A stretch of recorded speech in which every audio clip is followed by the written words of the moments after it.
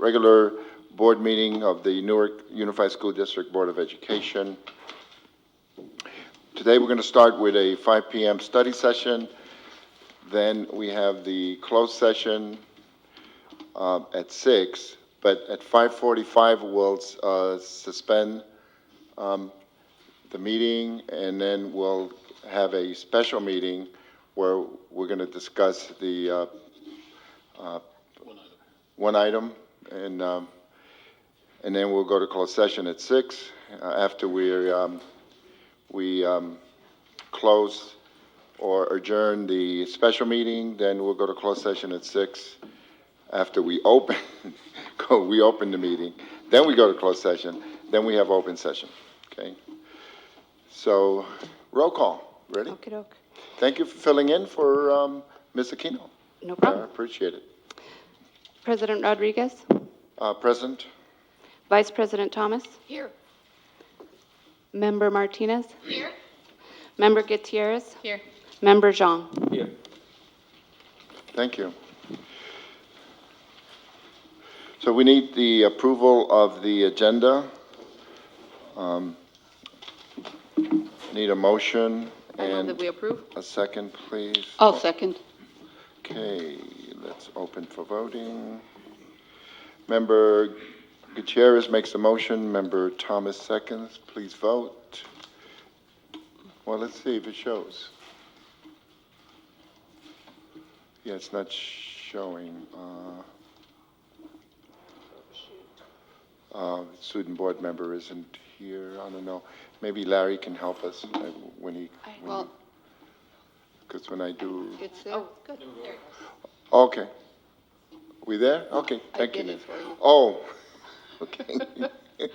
I should have went to the right?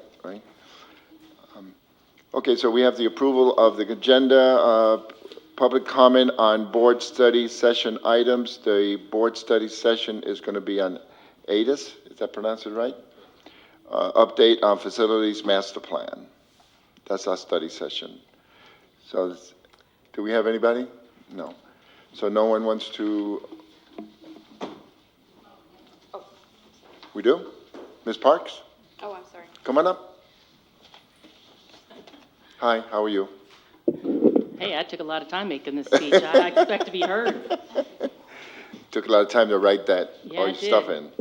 I would like to again express my concern about the majority of the cost of the master plan being billed to the bond. You haven't even finished the promised projects and have committed several hundreds of thousands of dollars to another plan. In the presentation before you, the district office, MOT, and Area 3 are mentioned. In fact, there's a lot of comments centered around Area 3, and yet I have heard there's little to no parent-generated comments in that area from the meetings. The bond is not allowed to pay for anything to do with those areas. Nevertheless, so far, all warrants to ADIS have been charged to the bond. Page 9 of the document shows that you had 58 workshops, yet only 174 stakeholders attended. I brought this up once before. Is the community not a stakeholder? Why haven't you solicited their input? When you go for a parcel tax or a bond, you're going to expect their support. Don't you think you should know how they feel? Page 22 has Kennedy's site map, which includes new hard court recommendations. Does ADIS know that you just spent $682,000 replacing the hard courts? And the shade areas mentioned. Has their wish list been forgotten? That's on there. It's been 18 months it's been sitting there. Page 52 says School Park is going to be up to 12 acres. It's only going to be 9. You would think it'd be a little bit more accurate. Page 53 says that one elementary school has only 286 students. That's not accurate either. Now let's talk about the 6 scenarios. Where did the merging of Birch Grove schools come from once again? You had them separated, now you separated them separately, differently, now you're going to merge them all together. The first scenario has Birch Grove K-8 in Area 3. Do you think the new residents in Area 3 are going to want a K-8, which will generate 1,250 parents driving their kids through the neighborhood to drop them off? Plus, Cherry is already severely impacted as commuters are utilizing it to bypass the freeway traffic. Scenario number 3 consolidates BGI and BGP all onto BGP. Does ADIS not know that Hetch Hetchy has an easement in which a pipe is buried in the back of the field? That pipe impacts your usable space. I would hope that for $500,000, ADIS would only provide viable options. There's more that I could go into, but I'm done. Thank you for doing it under 3 minutes. Appreciate it. Anyone else? Okay. Superintendent, it's on you. Thank you, President Rodriguez, members of the board, ladies and gentlemen. At this time, I'd like to introduce Thang Do from ADIS, and he'll lead us through our study session on what's contained in the documents tonight. Before he starts, I do want to share that the purpose for ADIS presenting tonight is not anywhere near a final recommendation. This is a status report per the board's request, as well as what were they hired to do, what have they done, how far are they on completing those tasks. The entire contract was attached to the agenda, and as you know, this is a work in progress. One of the questions I had in a prior committee meeting was, well, why isn't this totally complete? And I expect more, and it should be more detailed. But I didn't want to bring the board finished work. I wanted you guys to weigh in before we get to final recommendations, so that if we have specific direction from the board, we have a forum for you guys to have that conversation here. With that, I'll turn it over to Thang, and if you would introduce who's with you, Thang, and then let's get going. I know we're on a timeline here. Superintendent, before we start, I apologize. The workshop, basically, I guess the superintendent already shared with you that we were hoping that you would be able to give us your information in 15, 20 minutes so the board can discuss. And then some of the items that were brought up by Ms. Parks, will you be answering them, or is the gentleman going to be answering at some point? At some point. We both will be in the process of the Okay, presentation. good. Thank you. Thank you much. Go ahead.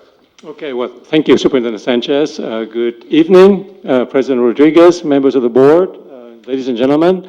I am Thang Do. I'm the CEO of ADIS Architects, and this is Anna Harrison with ADIS. Anna actually played a very big role in this entire planning effort, and is here together with me to answer any questions that the board may have. So as the superintendent said, our purpose here tonight is to give you an update of where we are in our master planning process. In the interest of time, we're going to fly through the presentation very quickly. There are many slides involved, and so we're going to slow down toward the end, where we're talking about scenarios that the board could weigh in and make decisions on. We first will give you an update of where we are in our process, and then get into those topics. So this is the overall timeline without going into all the details. So we're now in mid-May.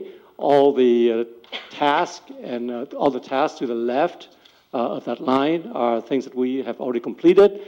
We're on track to complete the master plan and to go back to you for your final approval in October of 2019, and all the tasks on the right are those that remain. These are tasks listed. These are tasks under our contract and listed line by line.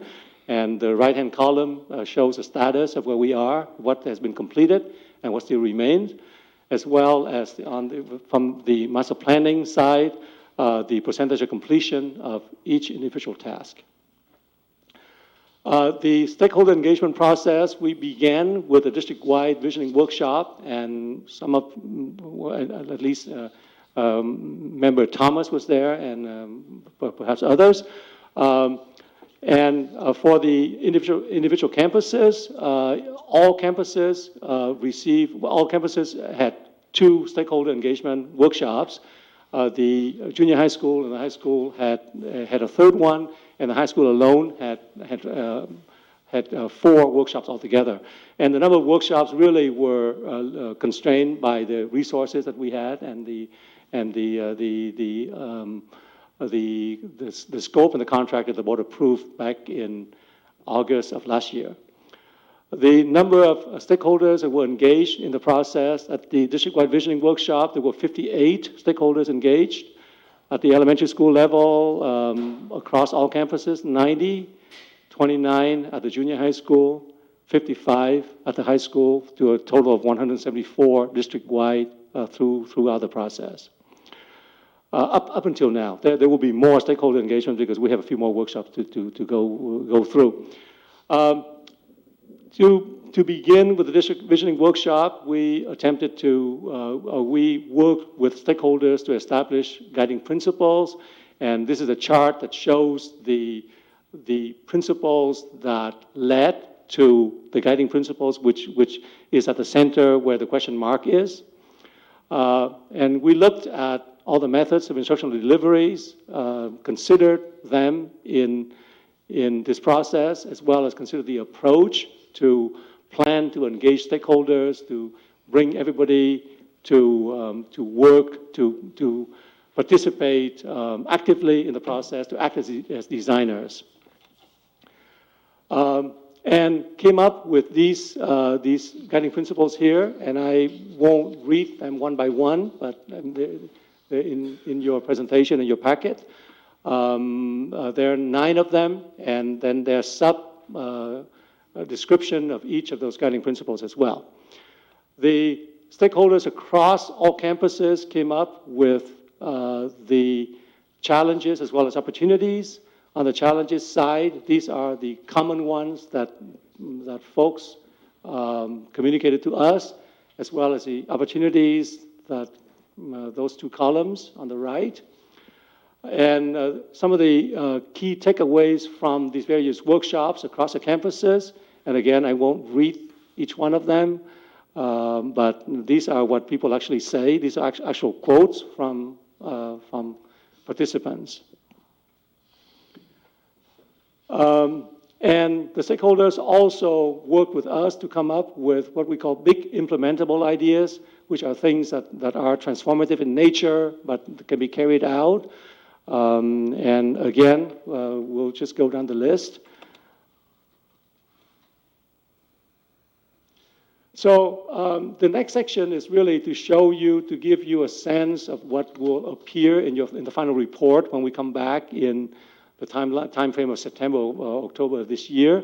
So we chose 3 sample campuses, Kennedy Elementary School, the junior high school, and the high school. Starting with Kennedy, we always begin with a campus plan for each campus, and then looked at the challenges that site presents, and these challenges came from the stakeholders as well as our own assessment and planning team. Existing conditions in photograph, and the input by the stakeholders, the ideas that they came up with for that campus, which then culminate in the opportunities that campus generates, opportunities to transform, to create a different kind of educational environment. The ones that have a star attached to them are what we call sort of signature projects. I mean, those are the projects that we want to highlight because they're projects that could be carried out and that responds to a number of the ideas or the priorities that the stakeholders came up with. In terms of big ideas at the elementary schools, and these are not campus specific, but the ideas range from creating a strong sense of curb appeal, taking advantage of outdoor-indoor connection, using the outdoor as learning opportunities, as well as creating other kind of spaces for the outdoor and environmental science, et cetera.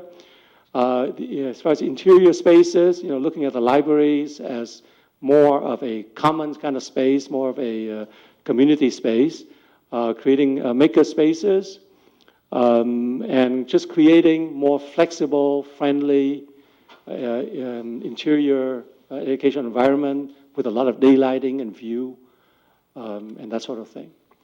Moving on to the junior high school project, Newark Junior High School. In terms of challenges, these are the set of challenges that, again, the stakeholders, as well as our assessment and planning team came up with, and photos of the existing conditions. The input from stakeholders, and they're listed on the right. And I'm going pretty fast, I realize that. I'm just trying to get to the section that the board is going to weigh in a lot on. And again, we list the opportunities at the junior high school.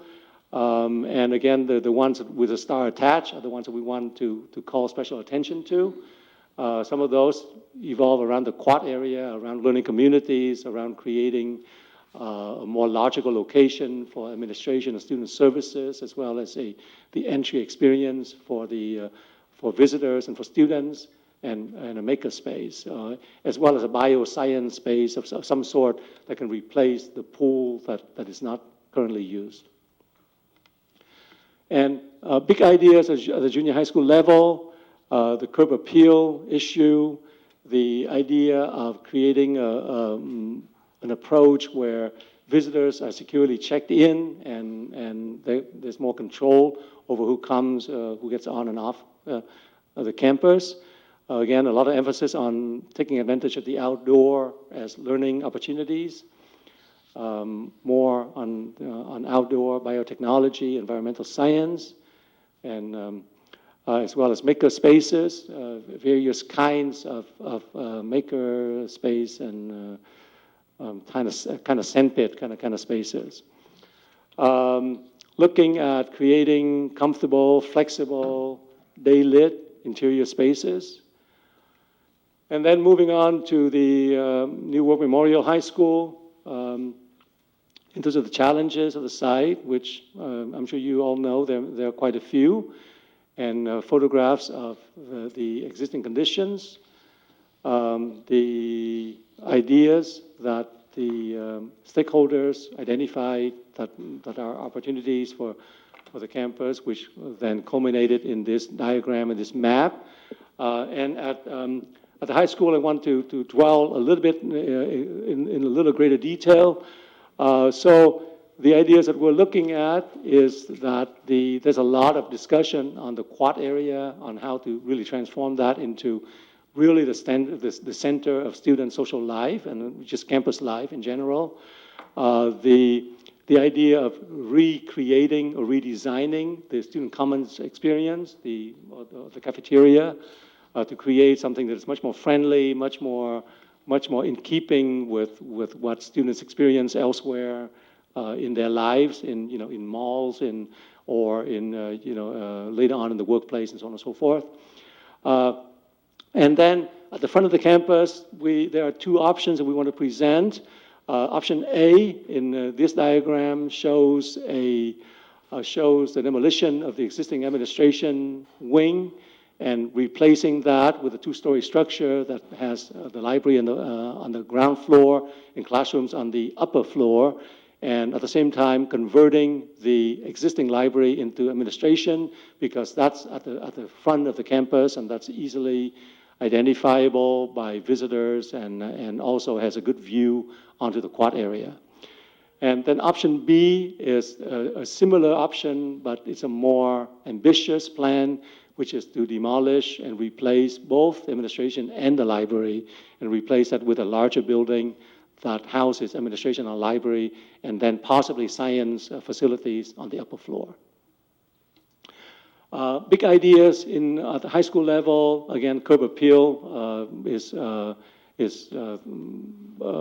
connects all three grade levels. Looking a lot of emphasis on the commons area, looking at the quad area. Taking advantage or incorporate student art into the campus atmosphere, looking at natural light and indoor-outdoor connection, just creating interior spaces that encourage creativity, innovation, and flexibility of use, and creating various spaces that students can get their hands on, experimentation, maker space. As well as at the high school, there was a lot of discussion on the outdoors and on the environment. There's a lot of emphasis on incorporating environmental stewardship into the curriculum and into everyday student life. And so moving on from that section to what we call the larger issues, there are other sides on the campus, and we won't talk too much about that, but we'll talk about the issue of how to optimize the facilities of the school district and then looking at different scenarios that how that optimization could take place. So of course we have the McGregor site. In fact, this afternoon we just finished the second workshop at that campus. The district office, we will begin the workshops in the coming weeks, as well as for maintenance operations and transportation. And Area 3 is one area that needs to be considered and which goes into this discussion here. So from the point of view of optimizing the usage of facilities for the district, a few things that we noted, which is that the district has campuses that are underused in our view, in our work with other school districts. The elementary schools tend to be small in terms of student enrollment, and one school has less than 300 students. And the Newark Junior High School in particular is quite a bit underused. There's a whole wing that pretty much is used as storage and other non-essential uses. So in terms of the potential of what we could do with those, with that, we thought that we could look at how to consolidate. Maybe perhaps campuses could be consolidated, and in the process, the district could also look at the grade configuration, whether the current configuration, which is K6 and 7-8, makes sense, or whether you want to look at a model of K5 and 6-8, as well as looking at the issue of surplus sites and as a revenue generator. Now, all these issues are beyond the scope of what we were charged to do. We're raising them here because you cannot deal with a master plan without at least thinking about these issues. And finally, and which lead us to a few key questions, which is that ultimately the board should weigh in terms of what is the optimal size for a typical for a school at each grade level in the district, as well as whether there should be a separate community engagement process to make decisions on these larger issues that are beyond the scope of this master plan study. So we've come up with these 6 scenarios, and I'm going to turn over to the superintendent to present them. Now, there are many other scenarios that we can come up with. These are 6 that we thought that were fairly apparent, and they are not decisions, they're simply ideas that we've generated. So, thank you. Thank you, Thang. And I want to be very clear and kind of explain what these scenarios are about. The most important thing is none of these are decisions or final recommendations or anything like that. But I did want to take a look at scenarios looking at the district as a whole, and how can we begin regrouping students in a way to maximize our facilities and really leverage that in a way that is going to fit with our facility master plan. So none of these are going to be, I guess all of these are really designed in concept, not in actual. So I want to share that first as we go through scenarios. If you want to go to scenario 1. Yes. Okay. So 1 is pretty straightforward, which is really a K6 in area 3. The capacity of that would be up to 600 students. It would not replace any schools or free up any property, and there would not be any surplus sites used. That's one scenario. And I know there's other implications for that. The second scenario is in capacity would look at a new Birch Grove in area 3. That's an example where Birch Grove and BGI, BGP potentially could come together on one campus. Even though this says K8, it could be any configuration. Since the schools were merged, but it might be nice if they're on one campus and they share one philosophy, one approach in a configuration that might make sense for them. That's one example of how that might work. Now, what that does in moving to 1 or 2 of those schools to that other site, it frees up some secondary effects, which is freeing up, well, we'll come back to that. You could also move district office, Bridgepoint, Crossroads, Adult Edge to one of those sites that's vacated. or do something different with the surplus. But that scenario does create some surplus sites to talk about other things that might be possible there, or even employee housing, which is something we've been discussing. Let's go to scenario 3. Capacity of scenario 3 is consolidating at, it doesn't have to be a BGP, it could be a BGI. I'm well aware of the Hetch-Hetchy issues we've had there. But the concept is that we would bring 2 schools together. It doesn't even have to be the BG schools. It could be other schools that might be physically close together to consolidate onto one campus.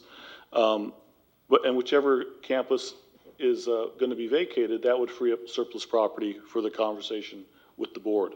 And you see some secondary effects and potentially could create some surplus with McGregor or district office in this kind of example. This could be combined even with scenario 1. So let's go to the next scenario.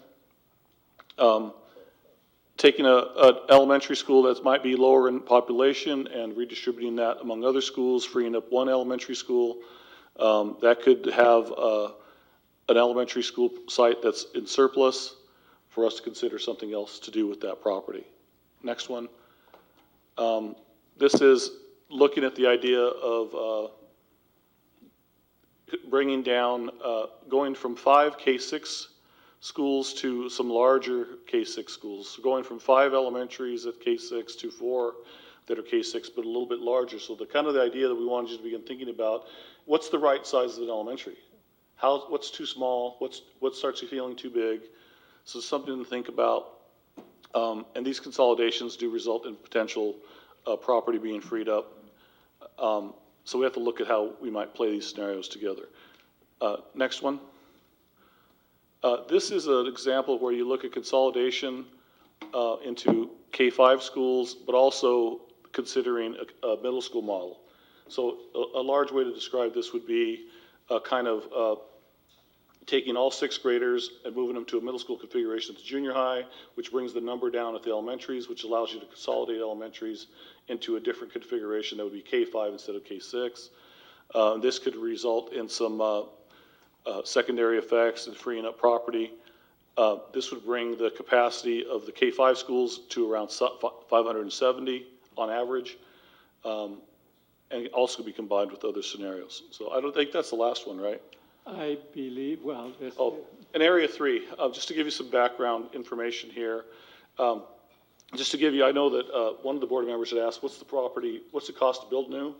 This is approximate dollar values to build new, depending on the number of students and school size, in 2019 cost, 2022, and 2025. So those are pretty staggering numbers, and it requires us to think about how would we fund that. Next slide. So I would leave that slide as a holding slide for us Right. to allow the board to have As some well as this one. conversation and weigh in. So Yeah, right. we just wanted to share some conceptual ideas. There's nothing there that is certainly set in stone. I know the board would want to weigh in on, kind of what are some things you want us to think about or bring back to help you make a better informed decision, or even include into final recommendations from ADIS and how we shape that and how it fits with what we're doing in other parts of the district. So I would just open it up to board questions. I know we're tight on time. Member Thomas, you asked for this for us to have the workshop. I think we all wanted it, but did you want to lead us in any questions you might have? Wow, it's a lot to digest. Every one of those scenarios kind of, I thought, that's something to think about. And of course, I think what you pointed out about the need for community engagement is absolutely important. I think philosophically, if the board could talk about because this impacts students, what's best for students. I know that Fremont is going to 6, 7, 8 middle school model. Most of the school districts on the peninsula have 6, 7, 8 middle schools.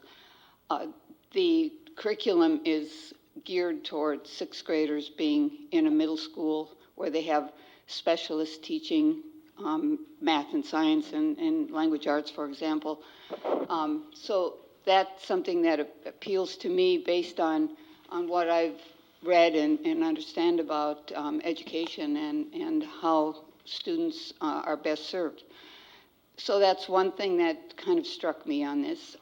Another thing that struck me is well, we didn't talk about it, but small schools cost more to operate when you have multiple small schools, and we're going to be looking at our third interim budget and our escalating deficit spending, and so consolidating schools in some of these scenarios will have an added benefit.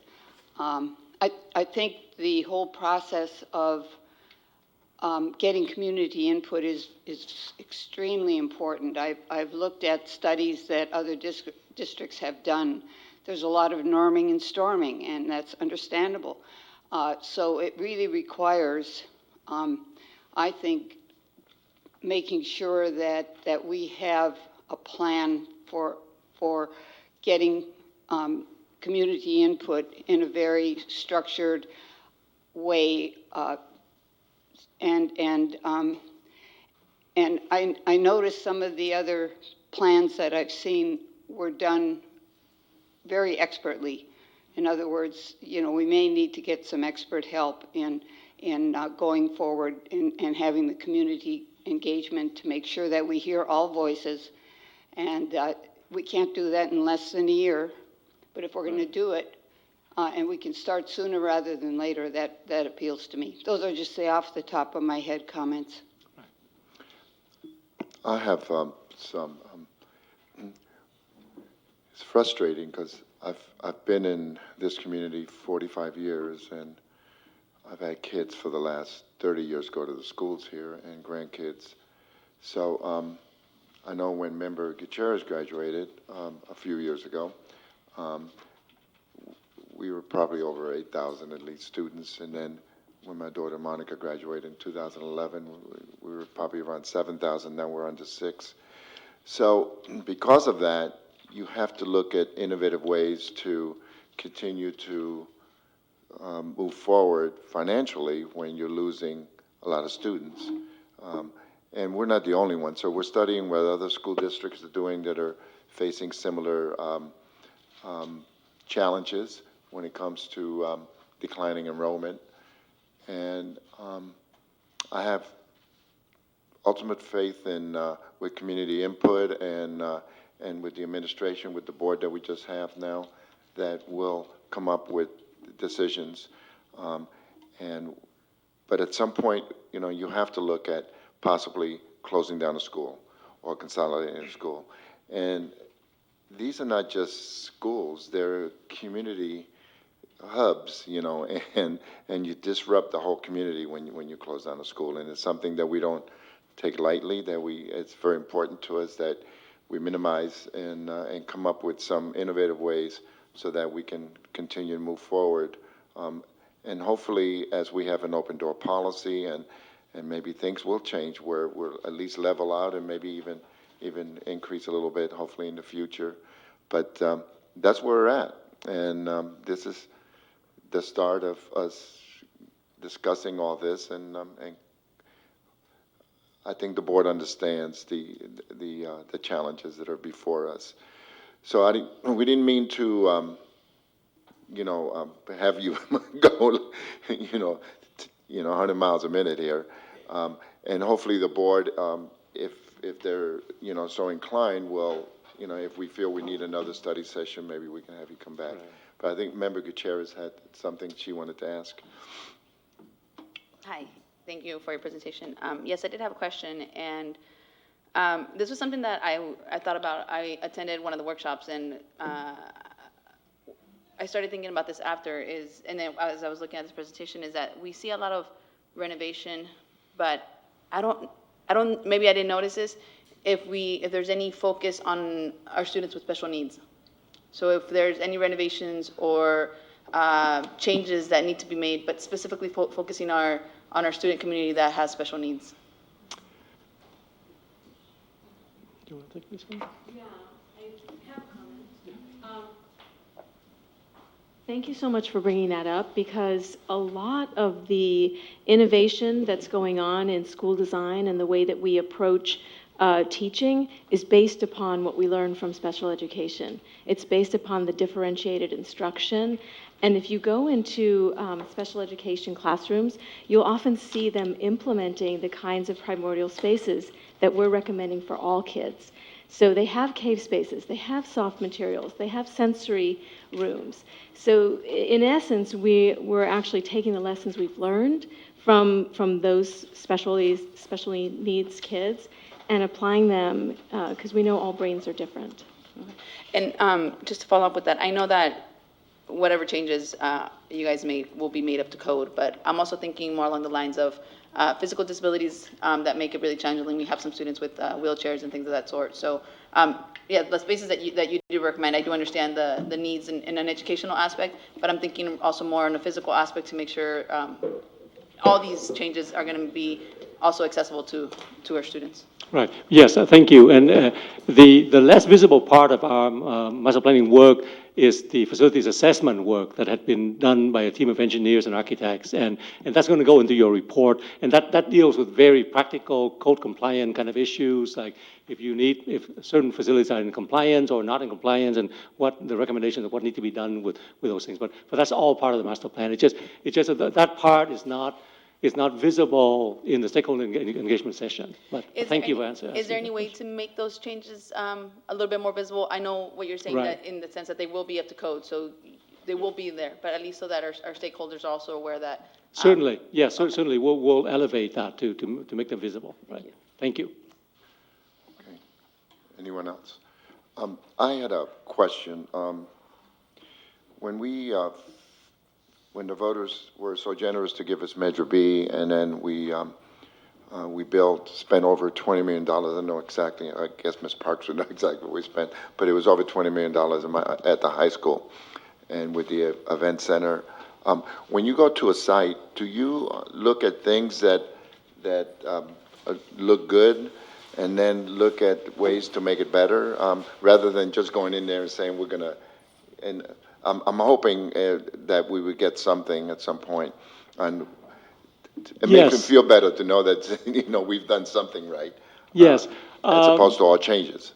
Yes. Our assessment and our sort of recommendations go at different levels. So the one level is the modernization needs. We look at the conditions and the age of each facility and what needs to be done and the timeline in which that needs to be done. We also look at, from an educational point of view, from an educational and atmospheric point of view, environmental point of view. We also look at how certain spaces can be transformed with natural lighting, with more flexibility, with different finishes, etc. And then we also look at the organizational issues in terms of whether the placement, the location of certain things are logical, and whether some functions need to be relocated, and so on and so forth. But yes, we do look at whether we can improve a facility as is rather than. Thank you. Yeah, thank you. Member Martinez. This is more directed to Superintendent Sanchez. I know we've been talking about it for a while, and I think that as I think about a lot of the options and scenarios that we do need to consider, to Member Thomas's point, I'm looking at, I'm not sure what page this is, but the actual timeline that we needing to come to a vote. What I would like to ask is for a recommendation, if we're going to work backwards from that date of decision, when would we need to start to have the community engagement sessions? Because I understand that we can't make, there's a lot of ideas, right? And we're going to be asked to vote. But if we don't understand what our footprint will look like, then it's going to be really hard to actually make those decisions. Right? So those decisions, that voting will be dependent on how we decide we're going to move forward overall. So my ask is, can you please come back with a recommendation as to when we need to start these community engagement sessions so that we actually have time to hire expert help if we need it, and then still allow us some time to actually churn through the findings. So if you can please come back with a recommendation.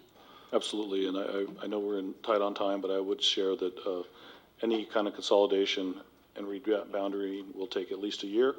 So I do think that what I wanted you guys to do, and the good thing is there's no action on anything tonight, but I do want start you thinking about what scenarios might resonate that you feel might work in the community, but absolutely we'll come back with some more concrete recommendations going forward. I just wanted you to have a chance to look at it. Yep. And then as you think about things, it may not even be tonight, you might email me tomorrow or in the middle of the night, and say, I just thought about this.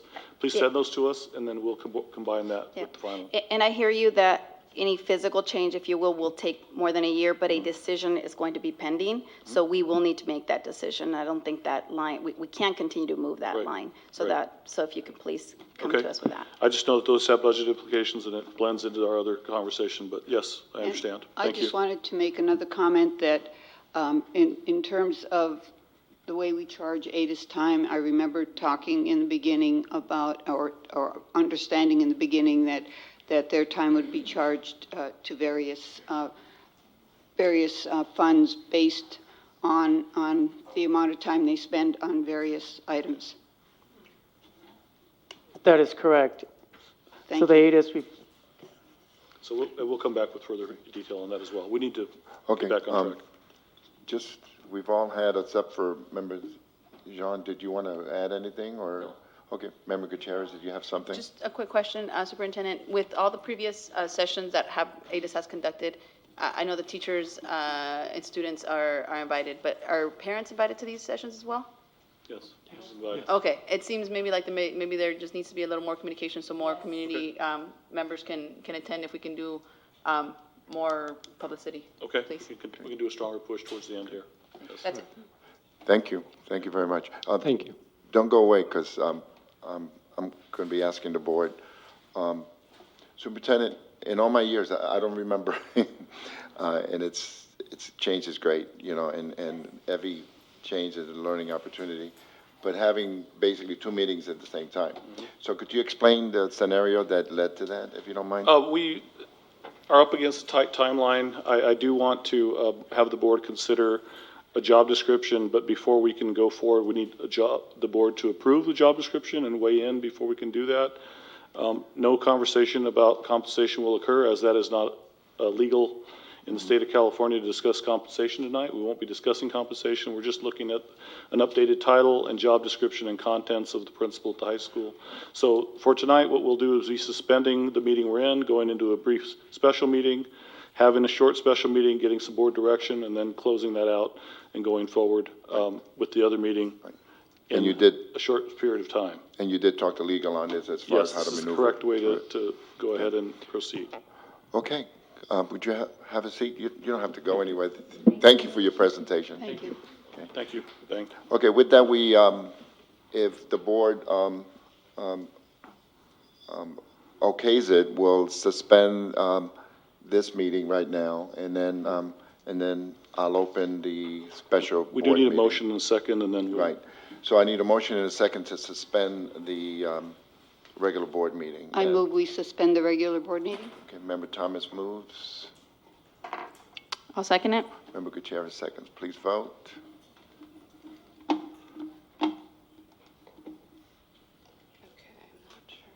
Okay, motion passes. Member Martinez abstains. Did you want to speak to that, or? We're about to get into. So the reason I'm abstaining is I just have some concerns about the topic we're about to discuss, and it being in a special meeting that seems a little rushed to me, so. Okay, okay. So, so the regular board meeting for May 16th has been suspended. Our clock runs fast, so it's around 6:47 right now. I mean, 5:47. So now I'd like to go to the special board meeting for Thursday, May 16, 2019. We need the approval of the agenda, but we do have, does anybody wanted to speak on this before on the special board meeting? Mr. Merritt, did you want to speak on this? Oh, wait a minute. Let's approve the agenda first. I need a motion and a second, please. I move that we approve the agenda. I'll second it. Hold on. Okay, please vote. Member Martinez, did you? Oh, that's right, you already abstained. Thank you. Okay. Public comment. Now you can come up. The man in the red hat.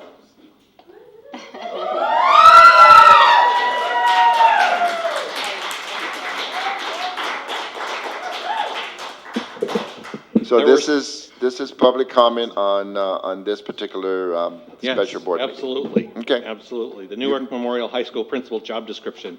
Right. But you can bring up any signs you want. We're fine with that. Trust me, I know. Mm-hmm. In my 3 minutes or less, what I'd really like to, my concerns with this are the immensity of the job is, as previously job descriptioned, I think is huge. And with the elimination of deans, that made it even more difficult. And adding more responsibilities to the position and then not having a salary schedule posted with it concerns me as president of the Newark Teachers Association. Thank you. Thank you. Thank you much. Appreciate it. Go ahead. You can clap if you want.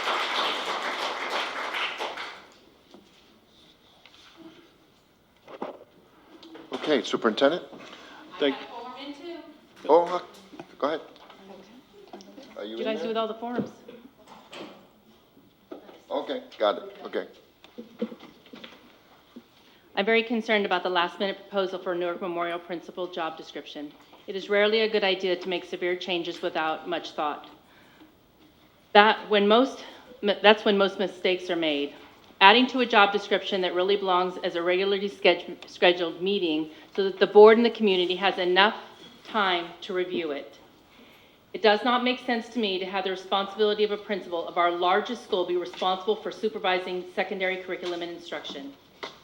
It seems supervising secondary curriculum and instruction is clearly the responsibility of educational services. Does educational services have a problem in managing that? Shouldn't the community expect the employees to take full responsibility for what they are supposed to do and not depend on other departments and personnel or outside companies?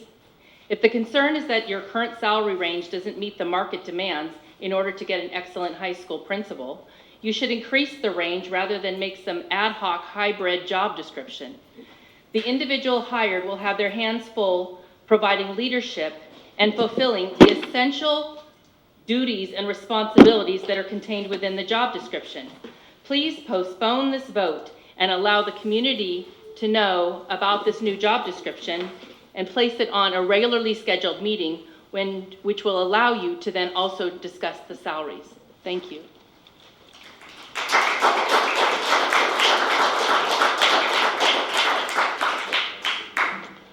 Okay, to get back to Member Martinez's question, I think will help. Let's start there.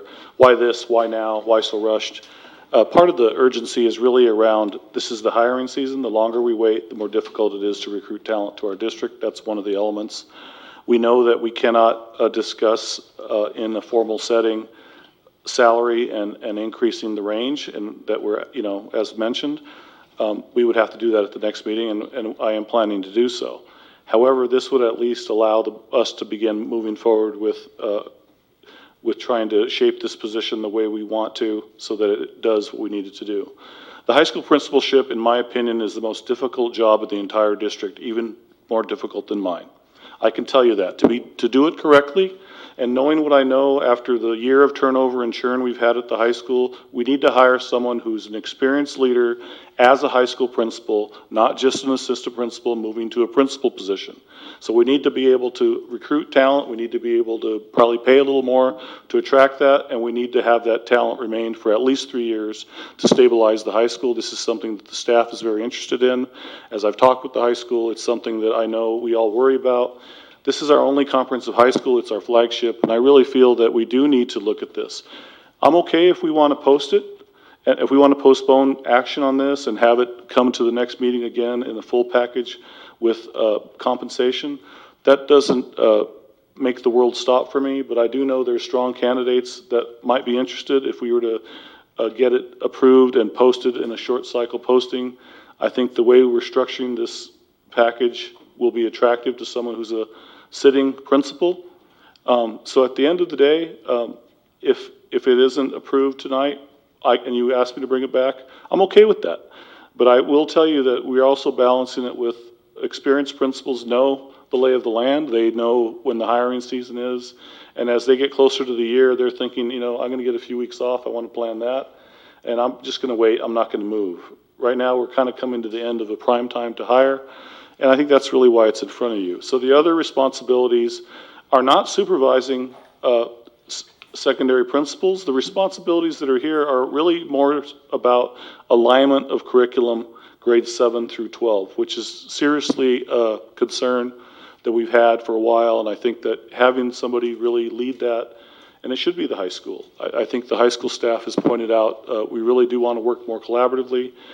And every time they feel like they're getting something going, they have a new leader. And I think that this really speaks to the stability and leader that we're trying to bring to bear.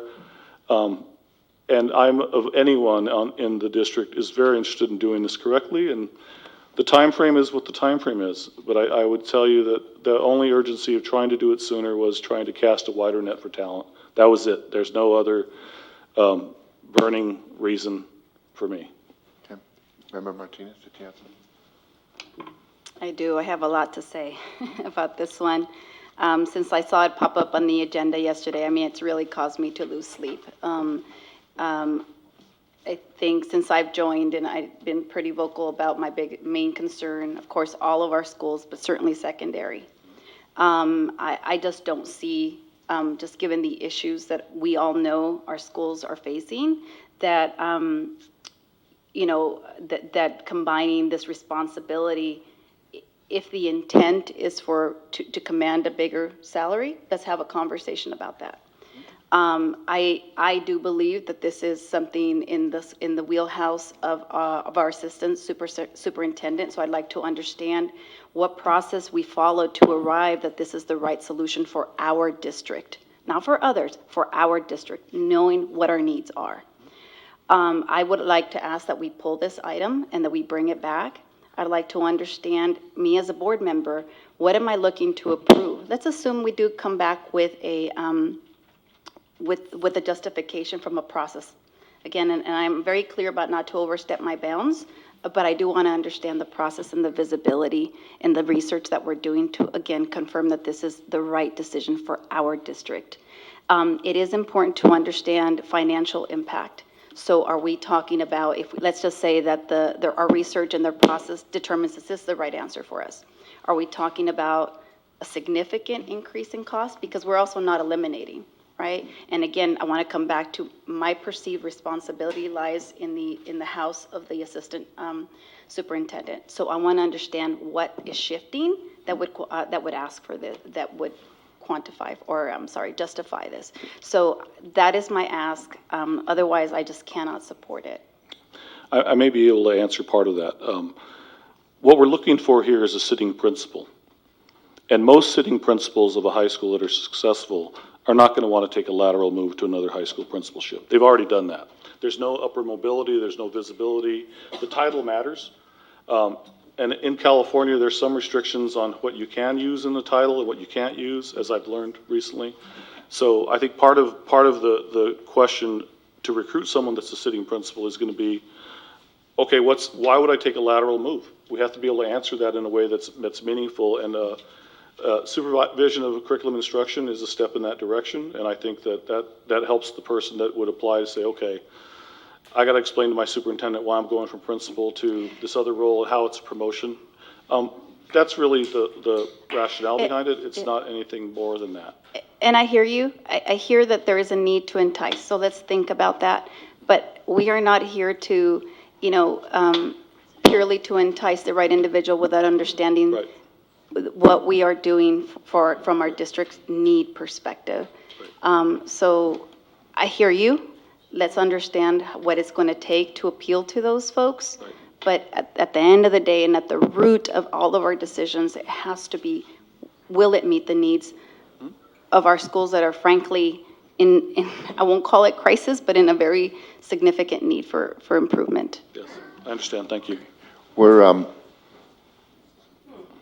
We can go further, and sometimes we do as far as before we go to closed session. I don't know how much time we need, but. I'd like to hear from other board members. Okay. I think, and if you Okay, guys, as a majority, want to pull it, Okay. we pull it and we bring it all back at the No, next meeting. no, But- there's board members that would like to, share have questions. Member Thomas? Yeah, actually, I don't want to pull it. I would like to see how the other board members feel before we decide to pull it, but for now, I know we went out to get candidates. That's a long process. And then when you get candidates that aren't qualified, you have to ask yourself, especially in Newark, where we have one comprehensive high school, where we have had turnover year after year, maybe we need to make a bold step and trust the superintendent that this is a job description that will entice applicants and entice them in a timeline that will allow us to bring in several candidates from which we can choose. And I firmly believe that one of the problems we have in getting good candidates, not just because it's, we really need an experienced superintendent, an experienced principal, given what's happened. I agree. And so it's going to be an enticing that person with higher compensation, which we will be able to discuss at a regular meeting because we can't do it at a special meeting. But what I like about this, I like the fact that whoever will be in this job will have as a responsibility to collaborate and coordinate with the feeder schools and to collaborate and coordinate with our continuation schools and make sure that students come in prepared and leave when they need to have a different learning environment. I trust the superintendent in this. I think he's given it a lot of thought, and I'm fine with moving on it so we can at least get it out there and see the lay of the land and see what kind of applicants we can get. Okay. I have some thoughts, but, no, Okay. Member Gutierrez. Thank you. go ahead. I just want to agree with Member Thomas on this because I do understand also the dire need of hiring adequate staff, and I think it's something that we've discussed since I got here about a problem with turnover and probably not attracting enough candidates. So. Based on your reasoning, I do understand that it is something that it's important that we move quickly with this. So I would, again, like I said, agree with Member Thomas that I would agree that we keep this and not postpone it. I would like to be able to have the best candidates available, and if based on your experience, it's going to mean that we wait later, we might lose on that. Then I wouldn't want that to happen. I also do understand that compensation will be discussed later, so. It's something, seeing this job description, it seems like we have to go high, but that doesn't necessarily mean that, since we will be bringing that up for discussion, and we should be able to negotiate that well. Okay, thank you. Member Jean? So my question for Superintendent Sanchez is, the reason we want to move today, the main reason is when it comes to timing, we want to have some advantage when it comes to early hire to attract these people, right? To give you a possible scenario would be if the board approves this tonight, we post for 5 days, we interview, and we bring it back on June 6th to approve possibly an appointment of the person and also a change in salary in the same meeting in the formal setting. And, So potentially we could hit that target by June 6th in an appropriate way. and speaking of the job description, which is different than before, the only difference is we add the supervisor of the secondary curriculum and the instruction. And the reason you want to do that is you want to attract an experienced sitting principal Yes. to move to a place where he will have more responsibility instead of just a flat lateral move. Correct. So for any public company in the private sector, the most important duty of a CEO is hiring. You're hiring the best right-hand man and left-hand man to build the executive team. So as a board, whether it's school board or it's a private public company, the duty of the board generally is to assist the CEO to bring the best talent on board. So speaking of this, so I think I'm ready to move, if you think this will help you attract the best candidate to the high school.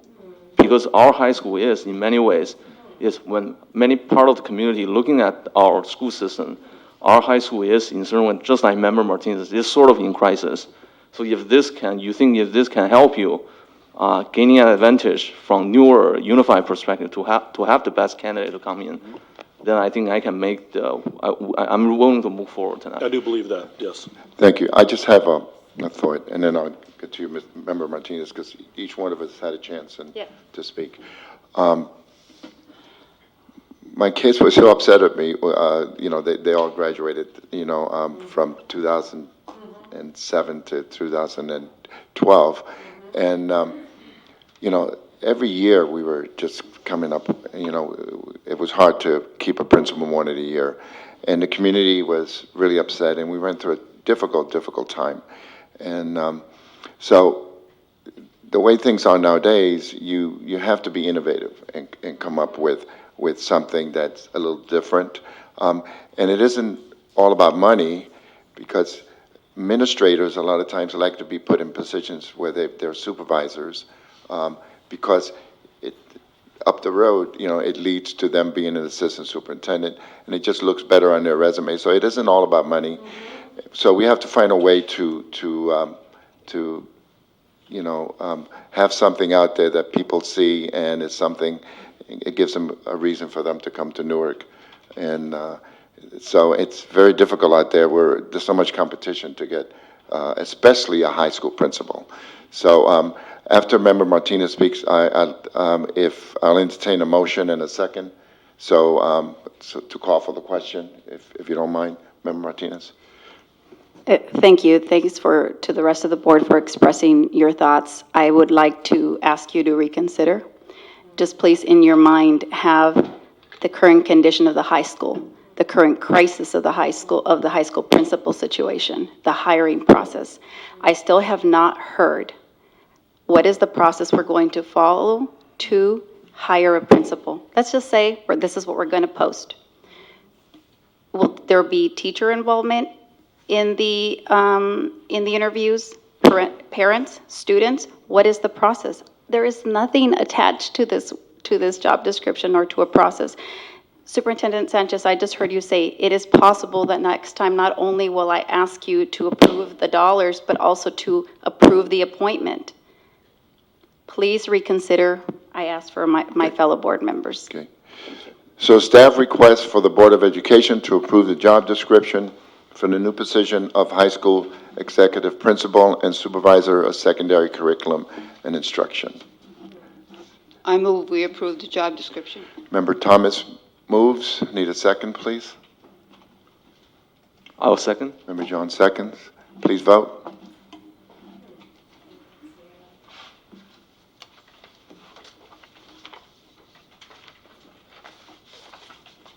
Okay, motion passes 4, and Member Martinez has already stated her opposition, and it's well noted.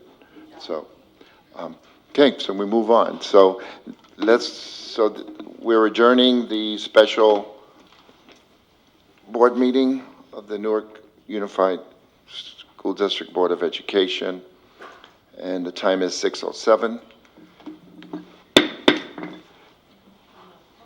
So now we reopen the regular meeting at 6:07, and before we go to closed session, Mr. Hernandez, David, did you want to approach us on this?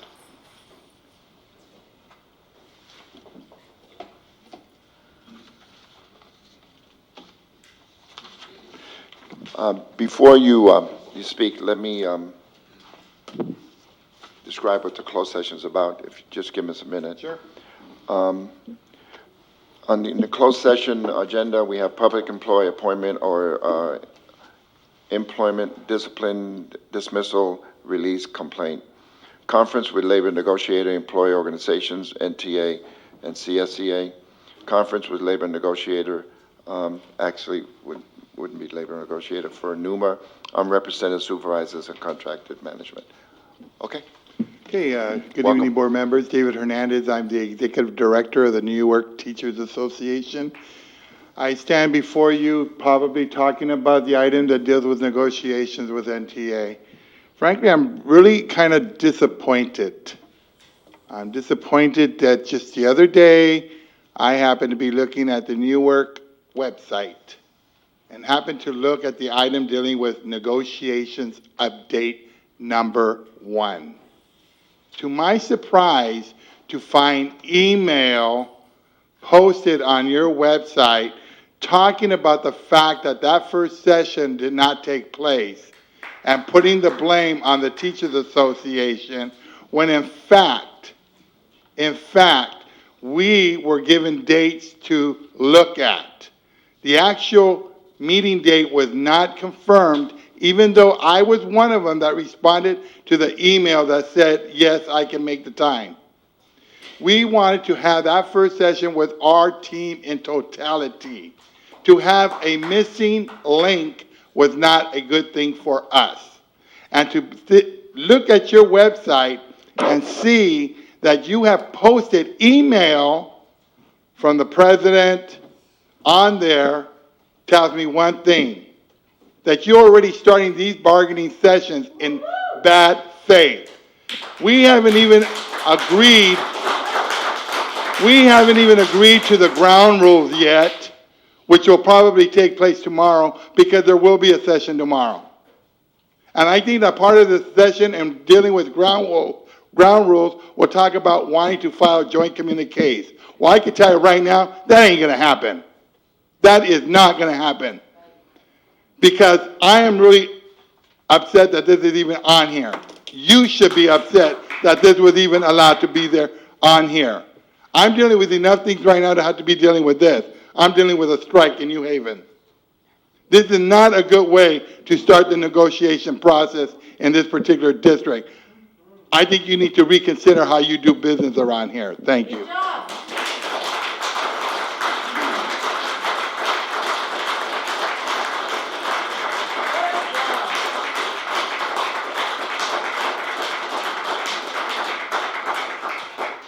Ms. McMillan, make it.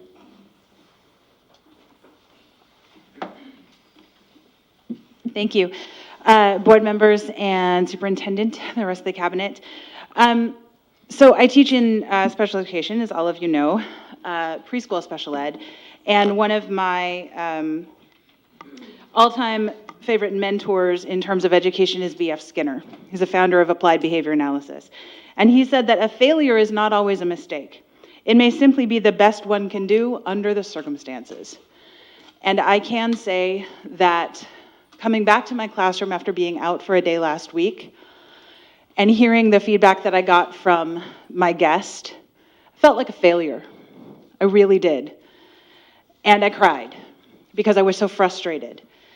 And this is someone that I really respect. He's someone that's worked in preschool special ed in New Haven for years and has subbed in our program for years. And his words were, "What happened? This was such a well-oiled machine. Where is the staff?" And I ask myself that same question every single day when I'm putting out fire after fire instead of teaching. And to hear that from my guest broke my heart. So as we go into negotiations, know that from the special ed side, we are hemorrhaging people left and right, and the people that are here are doing the best they can in the circumstances, but it's beginning more and more to feel like failure. And when it feels like that every day, it makes it harder and harder to keep coming. And I want to keep coming back. So I'm really, really adamant that in these negotiations, we find a common ground that's going to keep our special ed department strong and keep our kids learning. Thank you.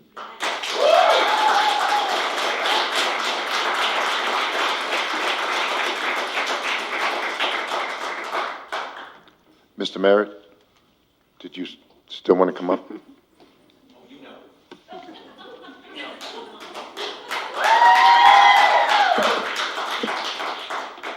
case some people doubted, I'm from The Newark Teachers Association. CSA has been showing me up, so I had to up my game. So, last Friday, it was last Friday, 2 Fridays ago, last Friday? It's May. I have no idea what day it is. I know it's May. Somebody told me it's May. I did come to the decision to postpone, cancel, delete, whatever you want to call it, our meeting with the Newark Unified School District negotiation team. And they sent me a letter.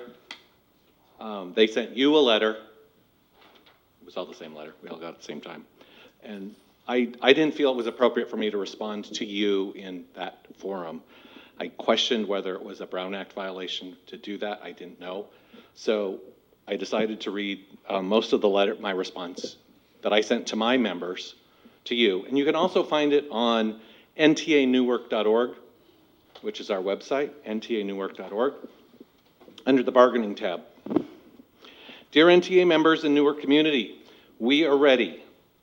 Your NTA negotiations team is strong and ready to provide the best service to our members at the table. Ms. Jessica Saavedra, Executive Director of Human Resources and Chief Negotiator for the Newark Unified School District, sent out an update that the NTA negotiation team feels contains some misinformation that needs to be clarified. On April 22nd, the first Monday of spring break, the members of the NTA negotiation teams received an email, and it listed some dates. And please let me know if there's any problems with any of those dates. Due to past practice, the NTA team considered this an inquiry of availability, not a direction to meet, and certainly not a confirmation that the meeting will take place. We have always operated in a collaborative spirit of deciding when to meet. Once we've come to the agreement of the date and the time, we have always received a calendar invite. I have a weekly meeting with HR, and on Thursday, May 2nd, and my original letter said April 2nd. I've corrected it. It was May 2nd. I attempted to clarify our dilemma. We were still confused whether or not we were going to meet with the NUSD negotiation team. I informed Ms. Saavedra that we had not received a calendar invite and that 2 of our members confirmed that they could not attend. I was also concerned that due to the late hours, the teachers would not be able to get acceptable, appropriate coverage for their classrooms. HR confirmed that they would make the arrangements and send out a calendar invite. Mr. Merritt, I apologize. I know that The rest of the email is on NTA or ntanewark.org, and I'd appreciate you taking a look at that. We are ready. Okay. Thank you. Thank you much.